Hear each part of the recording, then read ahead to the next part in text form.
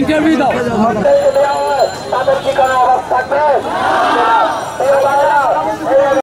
আমাদের দেশে আরো নতুন নতুন স্বৈরাচার তৈরি হচ্ছে, তাদের উদ্দেশ্যে আমি একটা কথাই বলতে চাই, আমরা ছাত্র সমাজ ছিলাম, আজই থাকবো।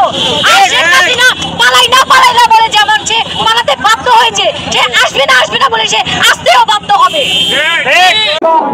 আমাদের শহীদেরা, আমাদের শক্তি, আমাদের শহীদেরা, আমাদের শহীদেরা, আমাদের শক্তি, আমাদের শহীদেরা, আমাদের শহীদেরা, আমাদের শক্তি, আমাদের শহীদেরা, আমাদের শহীদেরা, আমাদের শহীদেরা, আমাদের শক্তি, আমাদের শহীদেরা। আবু সাইদ মুগ্ধ, শেষ হয়নি যুদ্ধ, আমাদের যুদ্ধকে শেষ।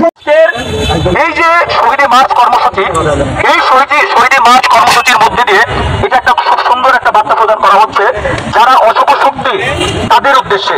সেই বার্তাটা কি, তারা ইতিমধ্যে মনে করেছে এই এক মাসের মধ্যে ছাত্র সমাজ ঘুমিয়ে পড়েছে। তারা মনে করেছে ছাত্র সমাজের যে শক্তিটা ছিল সেটা সম্ভবত নষ্ট হয়ে গিয়েছে।